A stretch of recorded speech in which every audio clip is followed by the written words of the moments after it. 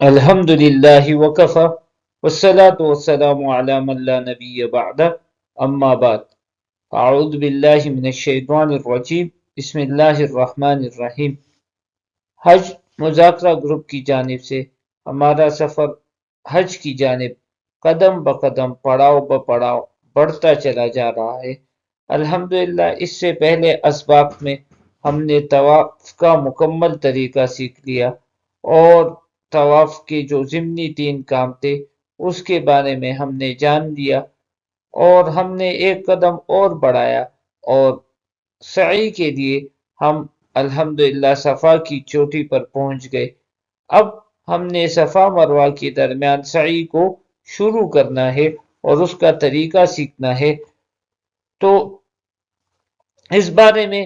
ہم نے کل عرض کیا کہ سعی کی ابتدا وہ صفا سے ہوگی، اور اس کے بارے میں آپ کو جیسے کہ اسکرین پر نظر آ رہا ہے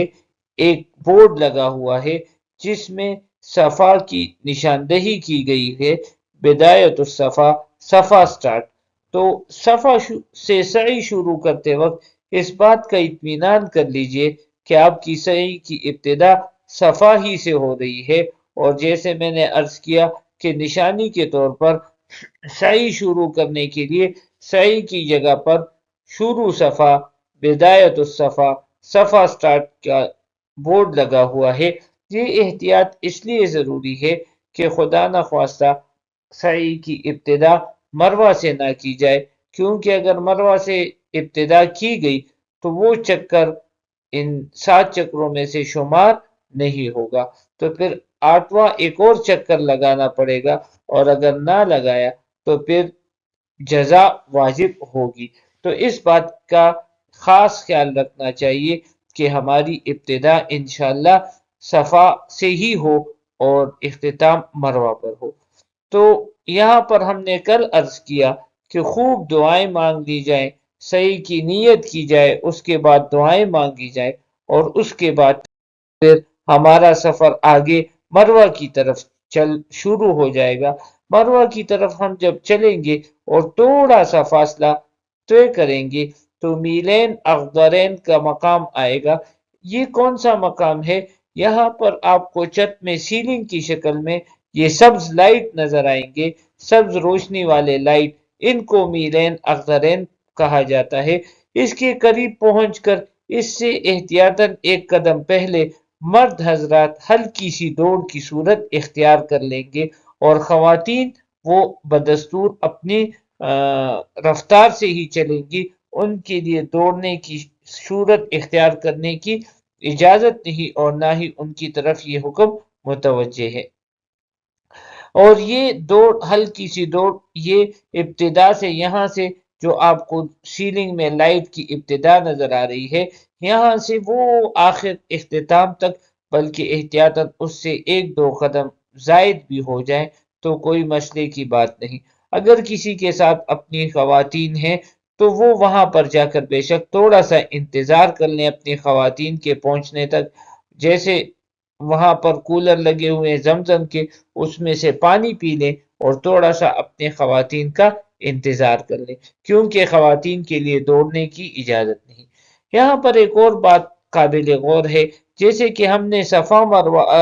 طواف کے بارے میں پڑھا کہ وہاں پر کوئی مخصوص دعا نہیں، ماں سوائے یہ کہ رکن یمانی سے لے کر حجر اسود تک ربنا آتنا فی الدنیا حسنہ وفی الاخرۃ حسنہ وقنا عذاب النار، تو اسی طرح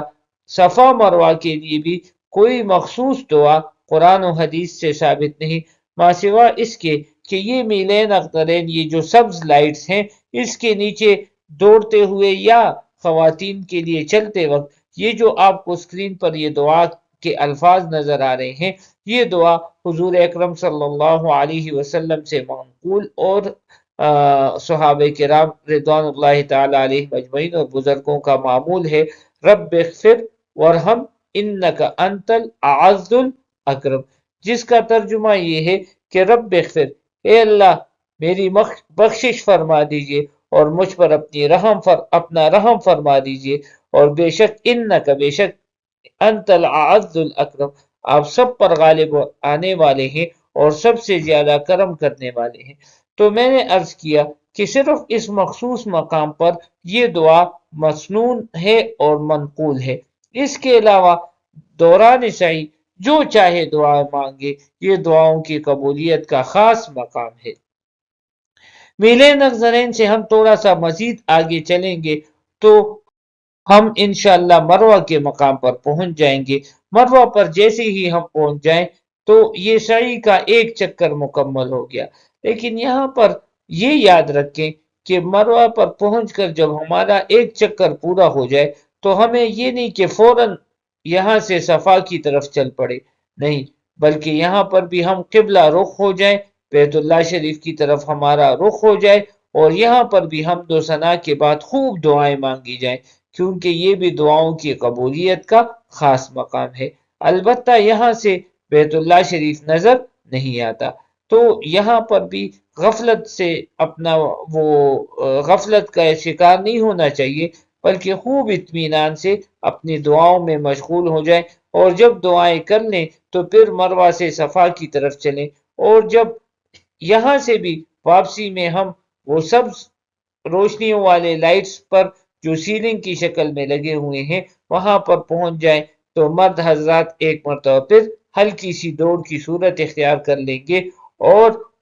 جب لائٹس ختم ہو جائیں گے تو وہاں پر اپنی دوڑ کو ختم کر لیں گے۔ اس طرح چلتے چلتے صفا پر پہنچ جائیں گے۔ صفا پر پہنچ کر ایک مرتبہ پھر قبلہ رخ ہو کر دعا کریں گے، اس طرح ہمارا دوسرا چکر مکمل ہو جائے گا، اور اسی ترتیب سے یہ 7 چکر مکمل ہو جائیں گے۔ 7واں چکر وہ انشاءاللہ اس کا اختتام مروہ پر ہوگا، جیسے کہ آپ کو بورڈ پہ نظر آ رہا ہے لکھا ہوا اینڈ آف سعی، سعی ختم، نہایت الشوط، یعنی چکروں کا اختتام۔ یہ تھا مختصر سا طریقہ صفا مروہ کی سعی کا۔ اب اس سے اگلی سلائیڈ میں ہم یہ سیکھنے، اس طریقے کا ایک خلاصہ سا سیکھنے کی کوشش کریں گے کہ کیسے سعی ہم کریں گے۔ سعی کو ہم ایک نظر پھر سے دیکھ لیتے ہیں تاکہ ہمارا یہ سبق مزید پختہ ہو جائے اور ہمارے لیے آسانی کا معاملہ اللہ فرمائے۔ تو ہم نے یہ پڑھا پچھلے اسباق میں کہ طواف کرنے کے بعد، اور طواف کی جو 3 ضمنی کام ہیں جو کہ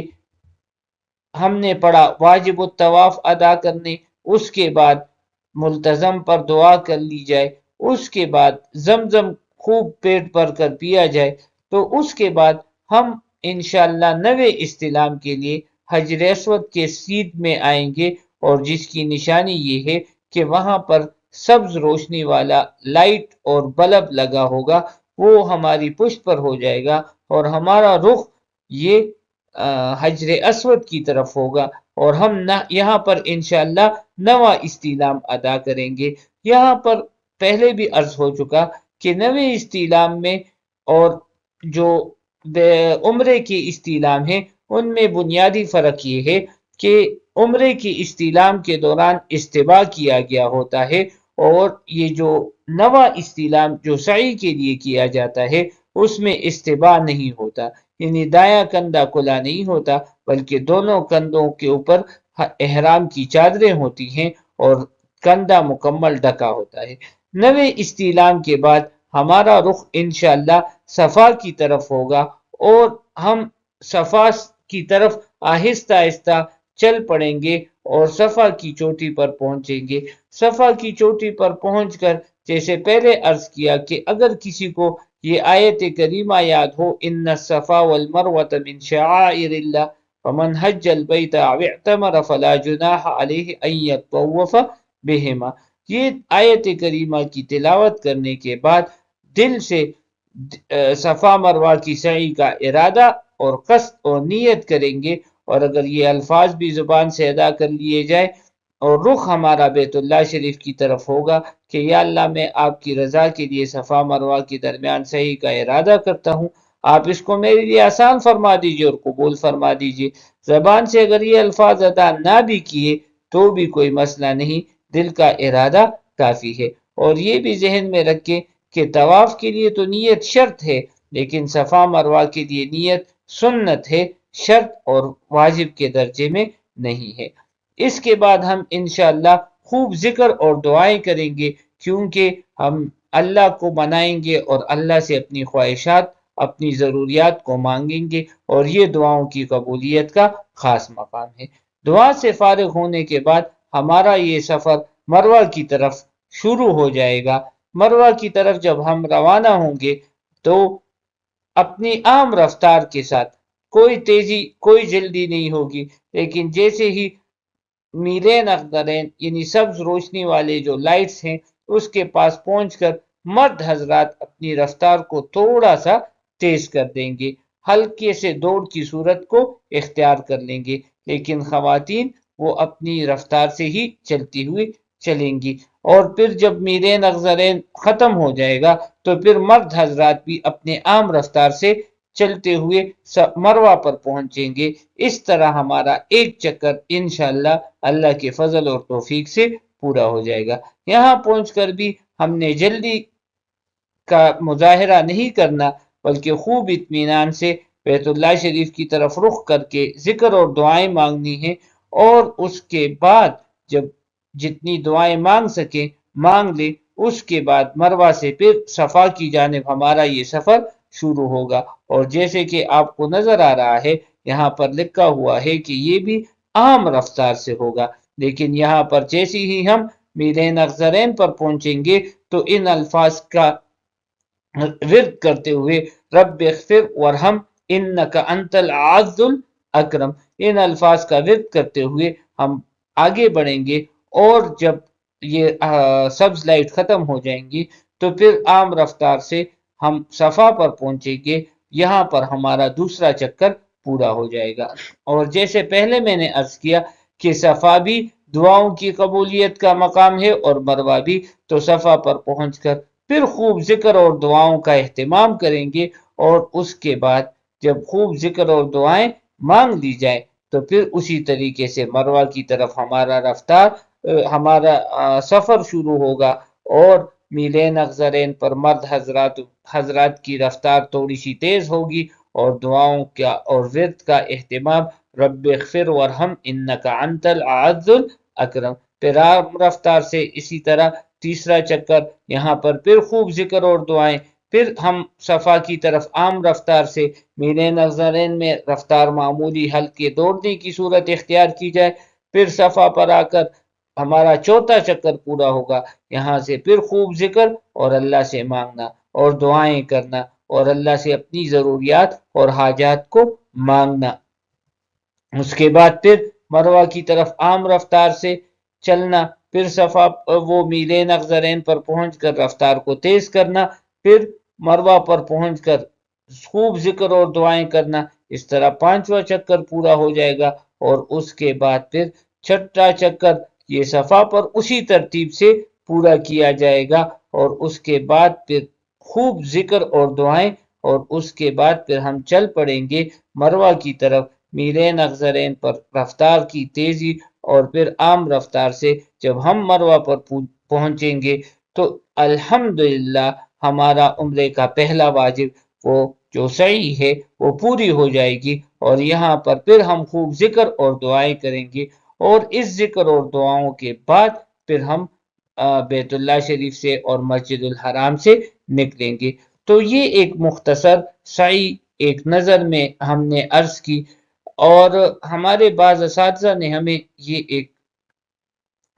طریقہ سکھایا کہ ہم نے صفا پر بھی دعائیں مانگنی ہے، مروہ پر بھی دعائیں مانگنی ہے، تو بعض مرتبہ انسان کنفیوز ہو جاتا ہے کہ میں کیا مانگوں، کیسے مانگوں، کیا طریقہ کار اختیار کروں،